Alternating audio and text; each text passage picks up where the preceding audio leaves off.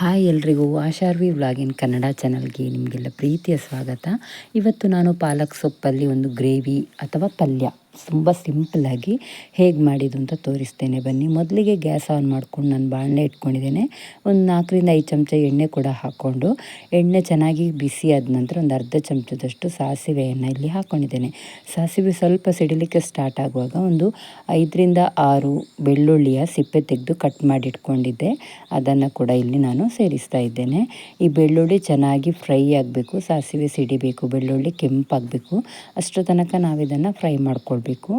ಇವಾಗ ನಾನೊಂದು 2 ಈರುಳ್ಳಿಯನ್ನು ಕೂಡ ಕಟ್ ಮಾಡಿ ಇಟ್ಕೊಂಡಿದ್ದೆ, ಅದನ್ನು ಕೂಡ ಇಲ್ಲಿ ಸೇರಿಸ್ತಾ ಇದ್ದೇನೆ. ಇದಾದ ನಂತರ ಈರುಳ್ಳಿ ಹಾಕ್ಕೊಂಡ ನಂತರ ಒಂದು 3 ಟೊಮೆಟೊ ಹಣ್ಣನ್ನು ಕಟ್ ಮಾಡಿ ಇಟ್ಕೊಂಡಿದ್ದೆ, ಅದನ್ನು ಕೂಡ ಸೇರಿಸ್ತಾ ಇದ್ದೇನೆ. ಇವಾಗ ನಾವು ಇದಕ್ಕೆ ಒಂದು ಸ್ವಲ್ಪ ಉಪ್ಪನ್ನು ಹಾಕ್ಕೊಳ್ಬೇಕು. ಈರುಳ್ಳಿ ಟೊಮೆಟೊ ಹಾಕ್ಕೊಂಡ ನಂತರ ಒಂದು ಸ್ವಲ್ಪ ಉಪ್ಪನ್ನು ಹಾಕ್ಕೊಂಡ್ರೆ ಬೇಗ ಸಾಫ್ಟ್ ಆಗ್ತದೆ. ನಿಮಗೆ ಬೇಗ ಆಗಬೇಕು ಅಂತಿದ್ರೆ ನೀವು ಈರುಳ್ಳಿ ಟೊಮೆಟೊ ಹಾಕ್ಕೊಂಡ ನಂತರ ಸ್ವಲ್ಪ ಉಪ್ಪನ್ನು ಸೇರಿಸ್ಕೊಳ್ಬೇಕು. ನಾನೀಗ 1 ಚಮಚದಷ್ಟು ಇಲ್ಲಿ ಉಪ್ಪನ್ನು ಸೇರಿಸ್ತಾ ಇದ್ದೇನೆ. ಈ ಉಪ್ಪು ಹಾಕ್ಕೊಂಡ ನಂತರ ಒಂದು ಸತಿ ಚೆನ್ನಾಗಿ ಮಿಕ್ಸ್ ಮಾಡಿಕೊಳ್ಬೇಕು. ಆ ನಂತರ ನಾವು ಇದಕ್ಕೆ ಮೊದಲೇ ಪಾಲಕ್ ಸೊಪ್ಪನ್ನು ನಾನು ಕಟ್ ಮಾಡಿ ಇಟ್ಕೊಂಡಿದ್ದೇನೆ, ಚೆನ್ನಾಗಿ ತೊಳೆದು ಒಂದು 2 ಕಟ್ಟಷ್ಟು ಪಾಲಕ್ ಸೊಪ್ಪನ್ನು ನಾನು ತಗೊಂಡಿದ್ದೇನೆ.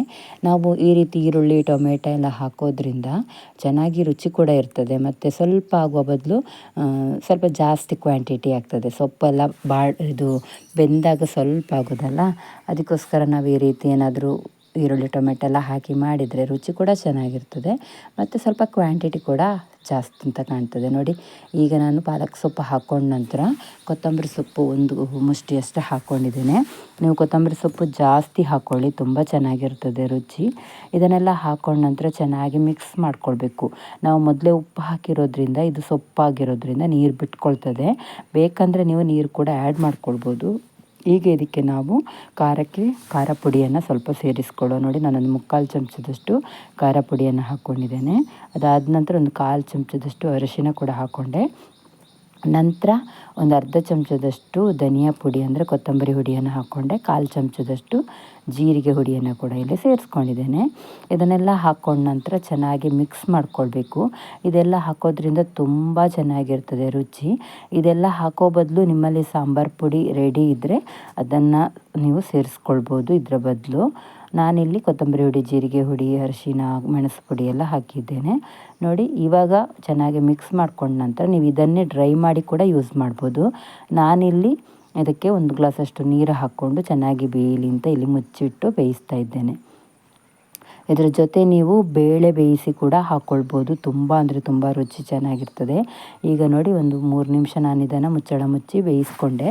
ಇವಾಗ ಇಷ್ಟ ಆಗಿದೆ, ಚೆನ್ನಾಗಿ ಬೆಂದಿದೆ. ಈಗ ನಿಮಗೆ ರುಚಿಯಾದ ಪಾಲಕ್ ಸೊಪ್ಪಿನ ಪಲ್ಯ ಅಥವಾ ಗ್ರೇವಿ ರೆಡಿಯಾಗಿದೆ. ನೀವು ಸಹ ಒಂದು ಸತಿ ಟ್ರೈ ಮಾಡಿ ಪಾಲಕ್ ಸೊಪ್ಪು ತಂದಾಗ.